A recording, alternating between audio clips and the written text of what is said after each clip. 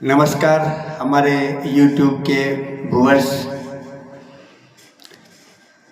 अभी कुछ दिनों पहले हमसे हमारे साथीगण जो हमारे ग्रुप के थे, हम लोगों में अचानक वो कुछ से कुछ किसी भी विषय वस्तु पर चर्चा होते रहती है। तो उस चर्चा का एक अंश मैं सोचा कि अपने व्यूअर्स, YouTube के व्यूअर्स के साथ शेयर करूं। मैं शेयर कर रहा हूं। अगर अच्छा लगे तो अवश्य लाइक कीजिएगा,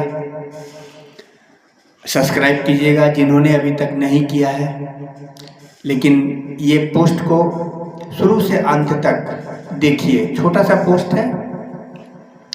हमारे मित्र मंडली में ऐसी चर्चा का विषय था कि कभी कभी योगी को भी भगवान कहा जाता है और अवतारी ईश्वर को भी भगवान कहते हैं। तो फिर दोनों में क्या अंतर है?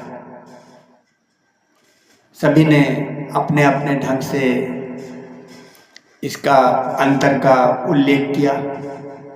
मेरा जब नंबर आया तो मैंने जो उनके अपने ग्रुप में जो शेयर किया वो आप लोगों के साथ शेयर करता हूँ। मेरा कहना था कि ऐश्वर्य संपन्न होने से, अनिमा, महिमा, गरिमा आदि सिद्धियों से युक्त होने से योगी को भी लोग भगवान कह देते हैं, पर वास्तव में देखा जाए वह भगवान नहीं हो जाता। क्यों?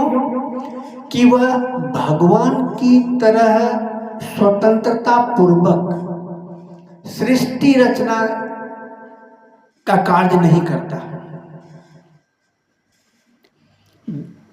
उसकी यह क्रियाकलाप जिन्होंने भगवान की संज्ञा दी है, वो अपने विशेष तपोबल से जो वो तप करते हैं, विशेष तपोबल से वह जैसे विश्वामित्र की तरह कुछ हद तक,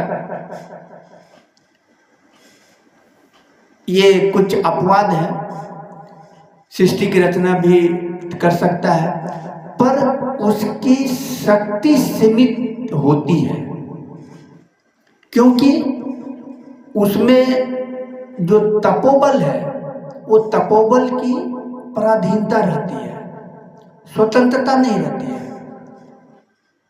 अब ये मान के चले कि भगवत्ता दो तरह की होती है, एक साधन साध्य और एक स्वतः सिद्ध।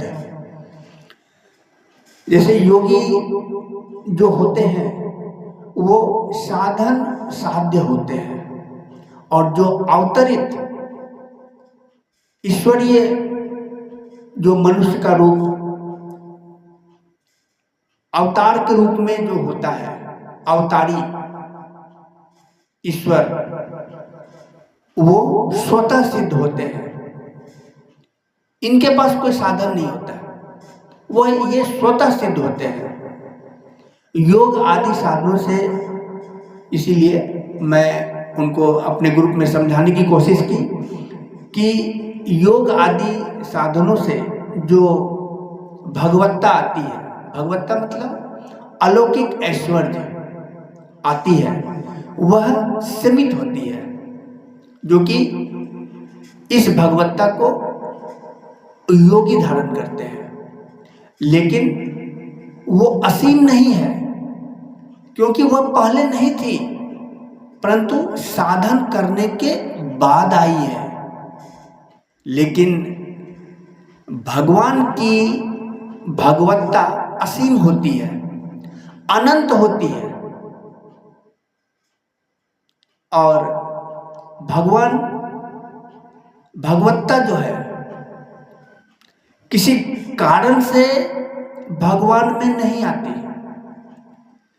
प्रत्युत ये स्वतः सिद्ध होती है।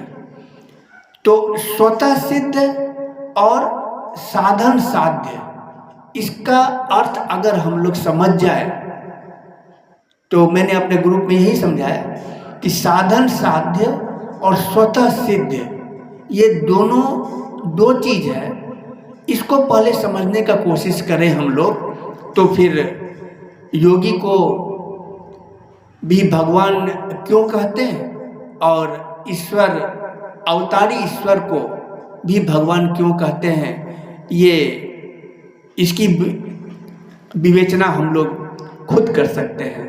इस तरह का मेरा अपना विचार था। मेरे YouTube के व्यूअर्स को अगर अच्छी लगी हो तो निश्चित रूप से लाइक करेंगे। धन्यवाद।